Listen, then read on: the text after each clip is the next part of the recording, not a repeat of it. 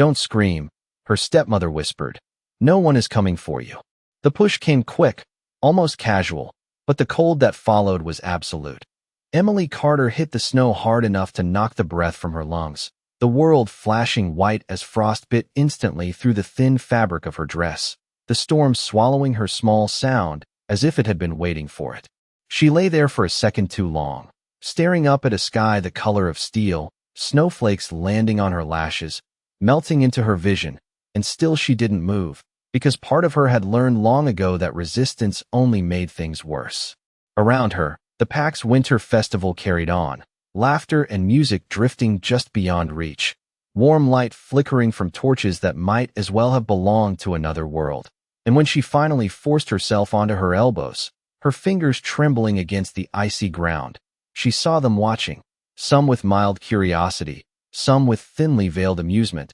but none stepping forward. Emily swallowed, the cold scraping down her throat like glass, and tried to stand, her boots slipping as the snow packed beneath her weight, her body too slow, too numb. But then something caught her eye, a small glint half buried beside her hand. Her breath hitched. The necklace. Her mother's necklace. It must have fallen when she was shoved, the silver chain nearly invisible against the frost, the dark stone at its center catching what little light there was like a dying star. For a moment, the world narrowed to that single fragile thing, and despite the cold biting deeper into her bones, despite the whispers curling at the edges of her hearing, she reached for it, her fingers clumsy, stiff, refusing to obey until she forced them closed around the metal, clutching it tight against her palm as if it were the only piece of warmth left to her. Pathetic, someone murmured nearby, not loud, not cruel enough to stand out, just enough to be heard,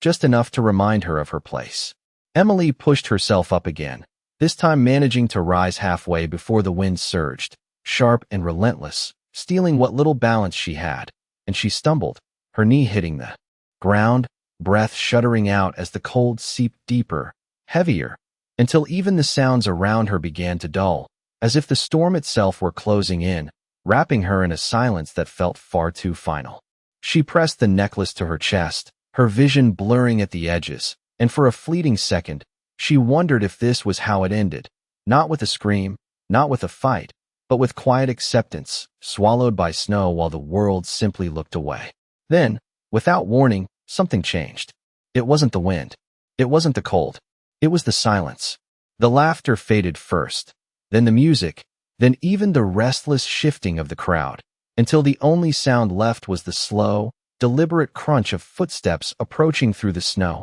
each one measured, unhurried, and impossibly loud in the stillness. Emily's breath caught, her body frozen not from the cold this time, but from something deeper, something instinctive that told her this presence was not like the others. The air itself seemed to tighten, heavy with something unseen, something powerful enough to press against her ribs and demand attention. She didn't look up right away. She wasn't sure she could. But the footsteps stopped in front of her, close enough that she could see the edge of a dark cloak brushing against the snow, untouched by frost, unmoved by the storm. And then, slowly, carefully, she lifted her gaze. What she saw stole what little breath she had left. He was not supposed to be real, not here, not in the middle of a storm that bent lesser wolves into silence. Yet he stood before her, as if the cold itself had stepped aside to make room for him, tall and still, his presence pulling the air tight in her lungs until breathing felt like an effort she had forgotten how to make.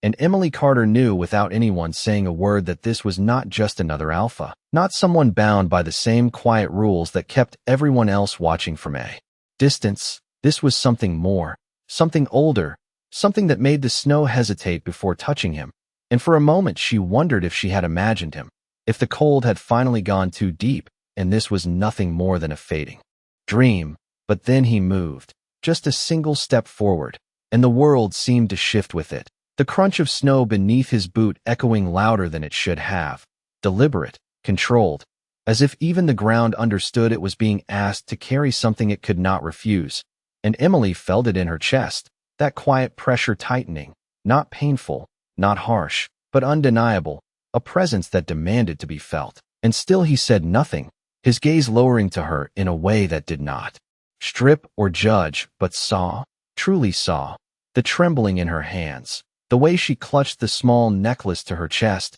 as if it were the only thing anchoring her to this moment. And something in that look made her want to look away, not from fear, but from the unfamiliar weight of being noticed when she had spent so long learning how to disappear, the storm curling around them as if uncertain, the wind no longer howling but whispering, as though it too had quieted in recognition of him. And somewhere behind her she felt the shift ripple through the crowd, the laughter gone now, replaced by a stillness that spread like a held breath across the entire pack, because they knew, they all knew, even if no one dared to say it out loud. And Emily could feel their eyes on her again, but this time it was different, sharper, uncertain, waiting for something they did not understand, and she tried to speak, to form some kind of apology, some explanation for why she was there, kneeling in the snow like something discarded. But her voice would not come, her throat too tight, her breath too thin, and before she could force the words free, he lowered himself, not towering above her anymore, not distant, but close. Close enough that she could see the fine line of frost caught in the dark strands of his hair, close enough to feel the heat that radiated from him despite the storm. A warmth so steady and controlled it felt unreal against the biting cold that had wrapped around her for so long, and his hand moved, slow enough that she could follow it, deliberate enough that it carried weight, reaching for the edge of his cloak, and for a heartbeat everything seemed to pause, as if the entire world had narrowed to that single motion, the fabric shifting, dark and heavy, before he drew it free from his shoulders and without hesitation, without ceremony, placed it around her, the warmth hitting her all at once, not overwhelming, not burning, but deep, seeping into her skin, into her bones, into places she had forgotten could feel anything at all, and Emily gasped, not from shock, but from the sudden, impossible contrast,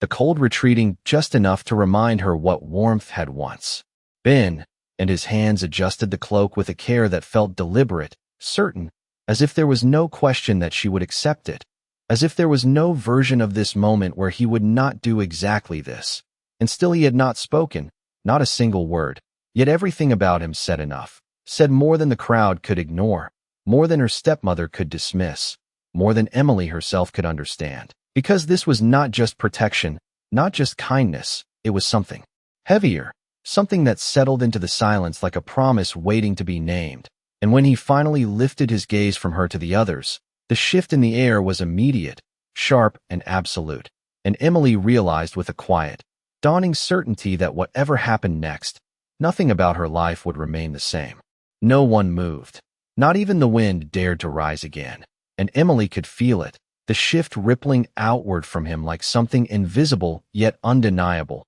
pressing into every corner of the clearing until even the most dominant wolves lowered their eyes without realizing it. And for the first time in her life, she was not the smallest presence in the space, not the one overlooked or dismissed, because he was there, and somehow, impossibly, he had chosen to stand between her and the world, and that alone was enough to change everything. She tightened her fingers around the edge of the cloak, the fabric heavy and warm against her skin, grounding her in a way she had not felt in years, and her breathing began to steady, each inhale no longer cutting quite as sharply, each exhale carrying less of the quiet panic that had settled into her chest, but her heart still raced, not from fear now, but from something she could not name, something that flickered to life the moment his presence wrapped around her just as surely as the cloak did. Behind her, she heard it, the faint shuffle of movement as the crowd adjusted, uncertain, waiting, and then a voice broke through,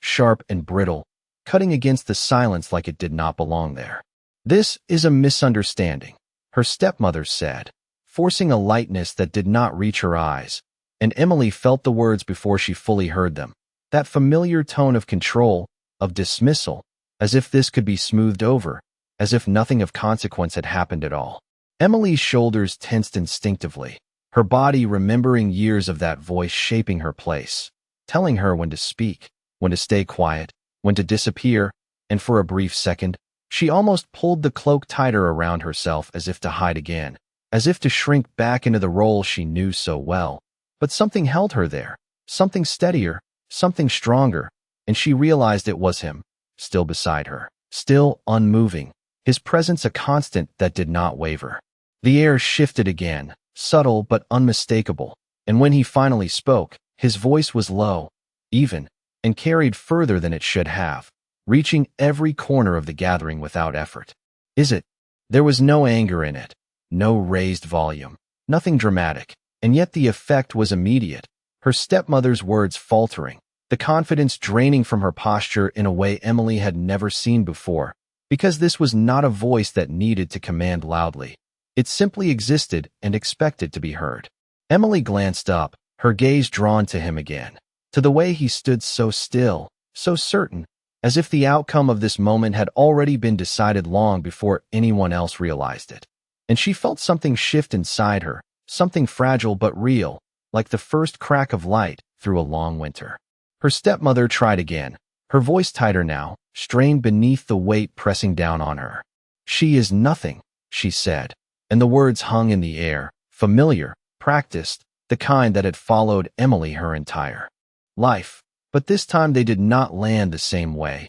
This time they felt distant, almost hollow, as if they no longer had the power they once did. There was a pause, a breath held by every wolf watching, and then he moved, not away, not stepping back, but closer, just enough that the space between him and Emily disappeared entirely, a quiet, deliberate action that said more than any declaration could, and when he spoke again, it was softer, but somehow even more final. "You are mistaken." The words settled over the crowd like a line drawn in the snow, clear and unyielding, and Emily felt them resonate in her chest, steadying something inside her that had always felt uncertain, always waiting for permission to exist, and for the first time, she did not look down, did not shrink, did not disappear, because she realized, with a quiet, breathtaking clarity, that she was no longer alone in that space. And whatever came next, it would not be decided by the voices that had once defined her, but by something far stronger that had already chosen to stand at her side. The silence did not break, it deepened, settling over the gathering like something alive, something watching, and Emily could feel it in the way every breath around her seemed measured now, careful, as if even the strongest wolves were suddenly aware of how fragile sound could be in this moment, and she stood there wrapped in warmth that did not belong to her, her fingers still clutching the edge of the cloak as if letting go might undo everything that had just happened, her heart no longer racing wildly but beating with a strange, steady rhythm that felt unfamiliar, almost like calm, and it frightened her in a way the cold never had, because calm meant change, and change had never come without a cost. Her stepmother did not speak again immediately, but Emily could feel her gaze, sharp and calculating, trying to find a way to reclaim control, to reshape the moment into something manageable, something she could still dominate. And for years that gaze had been enough to make Emily lower her eyes, to shrink back into silence. But now, standing beside him, something in her resisted, quiet but firm, like a line she had not known she could draw. The wind stirred lightly, brushing past them, but it no longer carried that biting edge, as if the storm itself had lost interest in claiming her, and Emily became aware of the warmth spreading further, not just in her body but in the space around her, as though his presence was rewriting the rules of what could and could not exist here. "You do not understand," her stepmother said finally, her voice softer now, almost persuasive, as if she were speaking to someone she believed she could still influence. And Emily felt the shift in tone immediately, the careful choice of words, the attempt to regain footing. "She has always been a burden, weak, incapable of contributing anything of value." The words were familiar, painfully so, and for a moment they brushed against Emily's thoughts like echoes of something she had accepted as truth, but they did not settle the same way anymore. They did not root themselves in her chest and grow into certainty, because something had already changed, something had already been disrupted beyond repair. He did not respond right away, and that silence carried more weight than any immediate answer could have, stretching just long enough for discomfort to take hold, for uncertainty to creep into the edges of confidence that had once seemed unshakable. And when he finally turned his gaze toward her stepmother, it was not sharp or explosive, it was steady, unwavering, as if he were looking at something that no longer required effort to understand. Value, he repeated quietly, the words sounding different when spoken by him, stripped of its usual judgment, turned into something almost unfamiliar, and Emily felt the subtle shift ripple outward again, the crowd listening more intently now, drawn in despite themselves. He took a step forward, not toward confrontation, not aggressive, but purposeful, closing the distance just enough to make it clear that he was not removed from this moment, that he was part of it, shaping it, and Emily felt the movement beside her like a current, steady and undeniable. "Then you have been measuring the wrong things," he said, his voice calm, certain, and final in a way that left no room for argument, and the effect was immediate, her stepmother's composure faltering just slightly, a flicker of something uncertain crossing her face before she could mask it again. Emily's breath caught, not because of fear, but because of the realization unfolding quietly inside her, that the narrative she had been forced to live by, the one that had defined her as lesser, as unworthy, was not as fixed as she had believed, and that realization felt both fragile and powerful at the same time, like something new being formed in a space that had long been empty. Around them, the crowd shifted again, not with laughter or dismissal this time, but with something closer to anticipation, as if they were witnessing a shift they could not yet fully understand but could not ignore, and Emily stood there in the center of it, no longer hidden at the edges, no longer invisible, the weight of his cloak on her shoulders grounding her in a reality that was changing with every passing second. And as she lifted her gaze once more, meeting his eyes fully for the first time, she realized with a quiet, undeniable certainty that whatever he saw when he looked at her, it was not weakness, and that alone was enough to begin rewriting everything she thought she knew about herself. The words lingered in the air long after he spoke them, not loud, not forceful, yet impossible to ignore, and Emily felt them settle somewhere deep inside her, like something steady taking root where doubt had lived for far too long. And for a moment she forgot the cold entirely, forgot the eyes watching, forgot even the weight of her past, because the way he had said it made it sound like truth, not opinion, not kindness, but something far more certain, and that realization sent a quiet ripple through her chest that she could not quite contain. Her stepmother inhaled slowly, her composure returning piece by piece, but it was different now, tighter, more fragile, as though she were balancing on something that could give way at any moment, and when she spoke again, her voice carried a sharper edge, no longer soft, no longer persuasive. "You are making a mistake," she said, her gaze flicking briefly toward Emily before returning to him, as if trying to separate them, as if refusing to accept the connection that had already been drawn. "You do not know her." The statement hung there, offered as certainty, as warning, as justification, and Emily felt it brush against her, that old familiar weight of being defined by someone else's version of her, of being reduced to something small and easily dismissed, and instinctively, her fingers tightened around the cloak, as if anchoring herself to the present before those old patterns could pull her back under. He did not react immediately, and that pause stretched just long enough to shift the balance again, to make the words feel less solid, less convincing, and when he finally spoke, his voice remained calm, unchanged, carrying that same quiet authority that did not need to rise to be heard. "I know enough," he said, and the simplicity of it carried more weight than any elaborate explanation could have, because it was not an argument, not a defense, it was a decision, and Emily felt it as clearly as if it had been placed directly into her hands. The crowd shifted again, a subtle murmur moving through them, not loud enough to break the tension, but enough to reveal that something had changed, that the certainty they once held about her place was no longer as fixed as it had been, and Emily became aware of it in the way their gazes lingered differently now, not dismissive, not mocking, but uncertain, questioning, as if they were seeing her for the first time and did not yet know what to make of it. Her stepmother's expression hardened,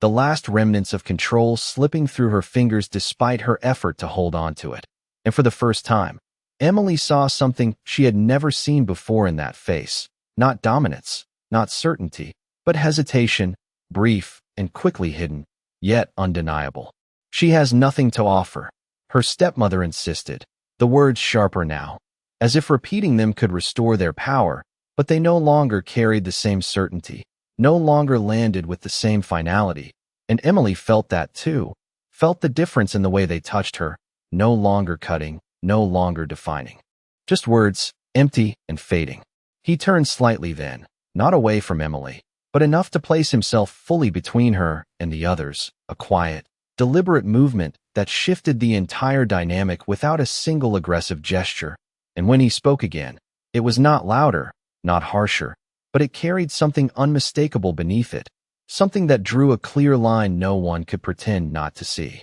"That is not for you to decide," he said, and the finality in his tone settled over the clearing like something solid, something immovable, and Emily felt her breath catch again, not from fear, but from the realization that the narrative she had been forced to live within had just been challenged in a way that could not be undone. The wind stirred once more, but it felt different now, less biting, less heavy, as if the storm itself had shifted alongside everything else. And Emily stood there wrapped in warmth that no longer felt borrowed, her shoulders slowly straightening, her gaze no longer dropping to the ground, because something inside her had changed, something quiet but undeniable. And as she looked out at the crowd, at the faces that had once defined her place without question, she realized with a growing clarity that they no longer held that power over her, not in the same way, not anymore. And for the first time, she allowed herself to stand fully in the space she occupied, no longer trying to disappear, because she was beginning to understand that she did not have to. The boundary had been drawn, and everyone felt it, even if no one dared to acknowledge it aloud. And Emily stood at the center of that invisible line with a stillness she had never known before, her shoulders no longer curled inward, her breath no longer shallow, the warmth of the cloak settling deeper into her skin as if it belonged there, as if it had always been meant to find her. And for the first time she became aware of how straight she was standing, how her gaze no longer dropped instinctively to the ground but lifted, steady, meeting the world instead of avoiding it. The crowd shifted again, not in mockery, not in dismissal, but in something quieter, something uncertain, as though the foundation they had always relied on had shifted just enough to make them question what they thought they knew. And Emily could feel it in the way their eyes lingered, in the way whispers rose and fell like a tide they could not control, because nothing about this moment fit the story they had built around her. Her stepmother's silence stretched longer this time. Her lips pressed thin as she searched for something to reclaim control, but the longer she waited, the more the moment slipped beyond her reach, and Emily realized that power, once unquestioned, could falter when faced with something it did not understand, and that realization settled into her like a quiet truth she had never been allowed to consider before. Beside her, he remained still, not imposing, not forcing anything further, and yet his presence continued to shape the space around them, steady and unyielding, as if the outcome had already been decided and the world was simply catching up to it. And Emily found herself drawn to that steadiness, to the quiet certainty that did not demand but simply existed. And it made something inside her align in a way she had never experienced, like a compass finally finding its direction. A voice rose from the crowd then, hesitant, uncertain, breaking through the tension with a question that no one had dared to ask until now.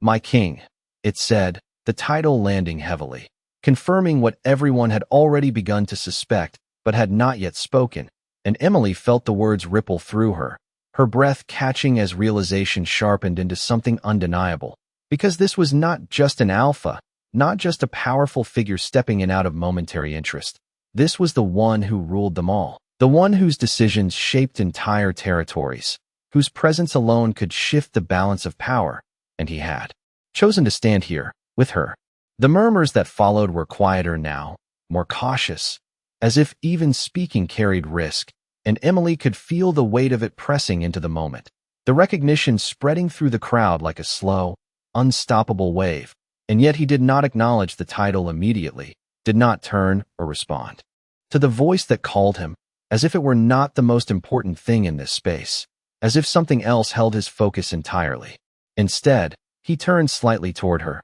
just enough that she could feel the shift, could feel the attention settle on her again, steady and unwavering. And for a brief second, the rest of the world seemed to fade. The whispers, the tension, the cold, all of it receding until there was only the quiet space between them and the weight of something unspoken that neither of them seemed to rush to fill. Emily's fingers tightened again around the edge of the cloak, not out of fear, but out of something deeper, something that felt like the beginning of understanding, and she realized with a slow, dawning clarity that this moment was not just about being protected, not just about being seen. It was about being chosen in a way she had never been before, a choice that did not come from obligation or expectation, but from something deliberate, something real. And as that realization settled into her, she felt something shift fully into place, something quiet but powerful, and for the first time, she allowed herself to stand not as someone waiting to be dismissed,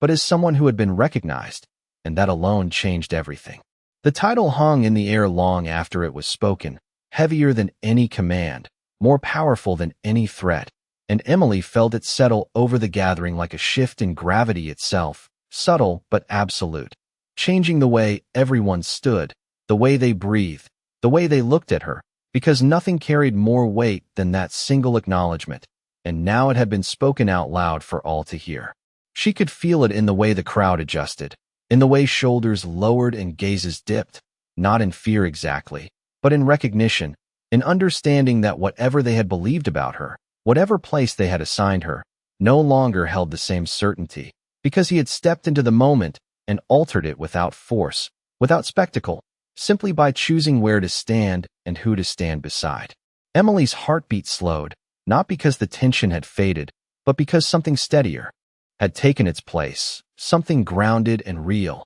and she became aware of how different everything felt now, how the cold no longer dominated her senses, how the whispers no longer cut through her, how even the weight of her past seemed to loosen its grip just enough for her to breathe, without it pressing down on her chest. Beside her, he finally shifted his attention outward, acknowledging the space around them, the crowd that had fallen silent in the wake of his presence. And when he spoke again, his voice carried that same calm authority, unchanged, unwavering, as if nothing about this moment required effort on his part, as if this was simply the way things were meant to unfold. "The night is not over," he said, and though the words were simple, they carried something beneath them, something that suggested continuation, consequence, a movement forward that no one could stop or ignore, and Emily felt it like a quiet current pulling everything towards something yet to be revealed. A ripple moved through the gathering, subtle but undeniable, as if the pack itself was adjusting to a new reality,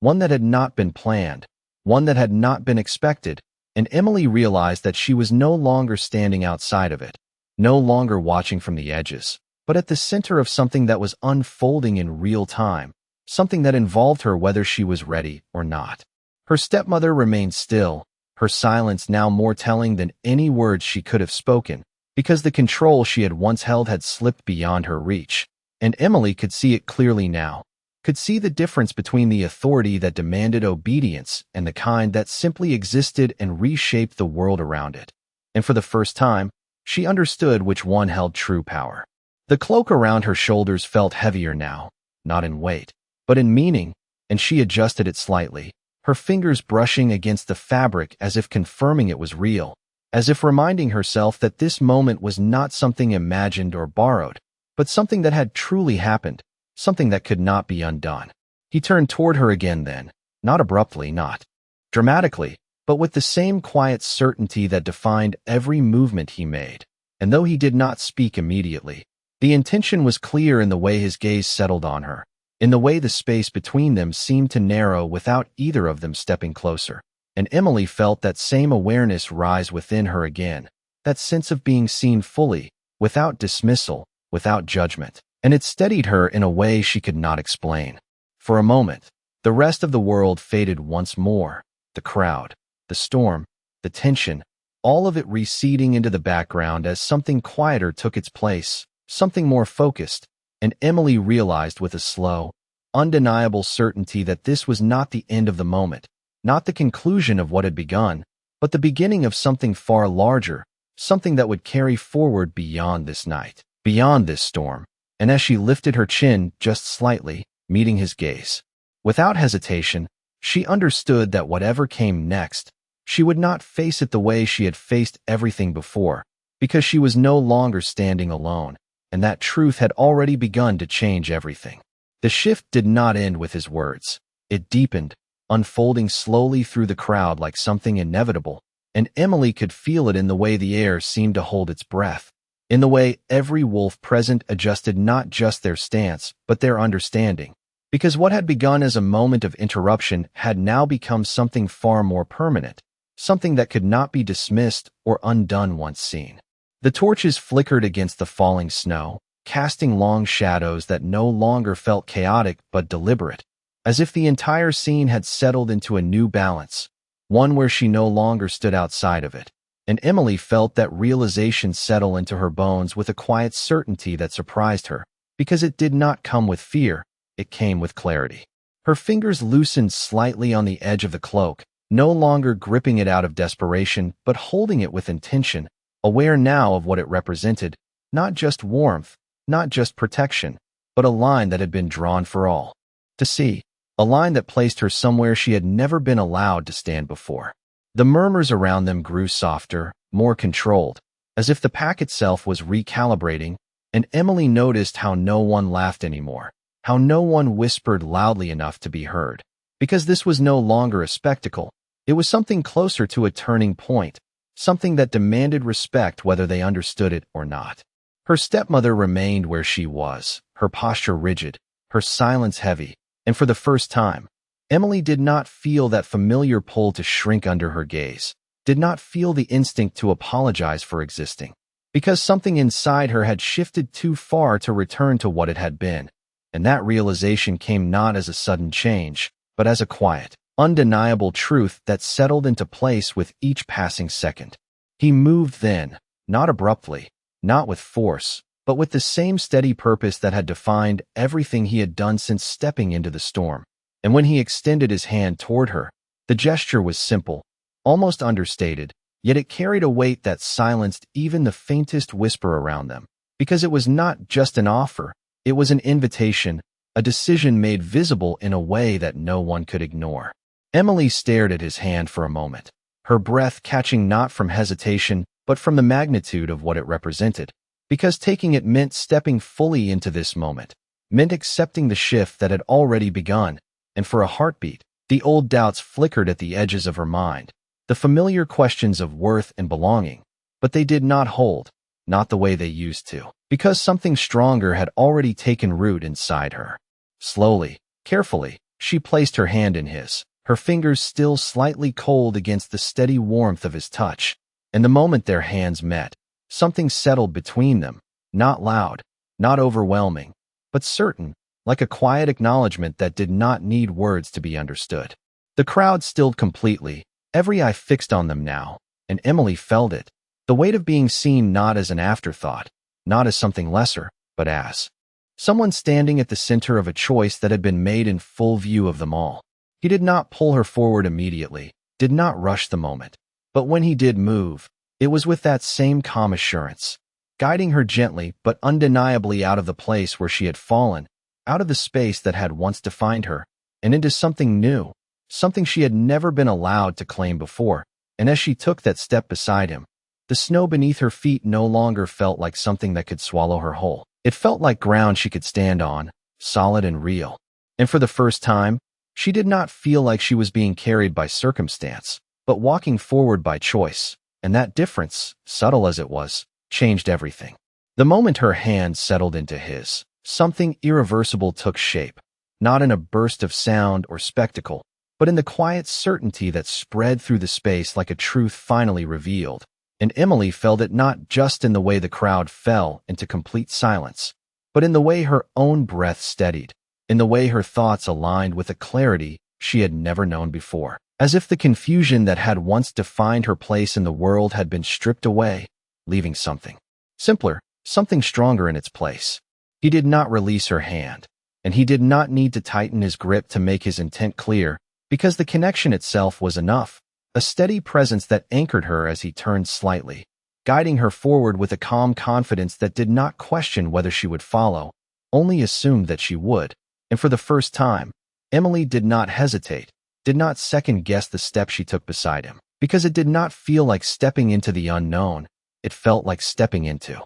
something she had been moving toward without realizing it. The snow continued to fall around them, but it no longer felt isolating, no longer something that could swallow her whole, because now she moved through it differently, not as someone cast out into the cold, but as someone walking with purpose, her steps steady, her posture unbroken, the cloak around her shoulders shifting with each movement like a quiet reminder of what had changed. Behind them, the crowd remained still, watching, and Emily could feel their gaze follow her, not with mockery, not with dismissal, but with something closer to recognition, something that had not been there before. And though she did not turn back, she knew that the version of herself they had once seen would not be the one they remembered after this night. Her stepmother did not call out again, did not attempt to reclaim the moment, and that silence spoke louder than anything she could have said, because it marked the end of something that had once seemed unshakable, a control that had defined Emily's world for so long now reduced to something distant, something that no longer held power over her steps. He led her toward the center of the gathering, not as a display, not as a spectacle, but as a quiet declaration that did not require explanation. And when they stopped, when the movement finally settled into stillness once more, he turned to face the crowd fully, his presence expanding to fill the space without effort, and Emily stood beside him, not behind, not hidden, but visible in a way she had never been before. For a moment, no one spoke, and then, slowly, one by one, heads lowered, not in fear, but in acknowledgement, in acceptance of what had been made clear without force, and Emily felt the weight of it, not as pressure, but as something solid beneath her, something that supported rather than crushed, something that allowed her to stand taller without even realizing it. He glanced at her then, just briefly, and in that single look there was no doubt, no question, only certainty, and Emily understood, not with words, but with something deeper, that this was not the end of her story, not the resolution of a single moment, but the beginning of something that would unfold far beyond this night, beyond this storm, beyond everything she had once believed defined her. And as she lifted her gaze to meet his fully, without hesitation, without fear, she realized with a quiet, undeniable clarity that she was no longer the girl left behind in the snow. She was someone chosen, someone seen, someone stepping into a future that had already begun to take shape around her, and this time, she would not disappear from it.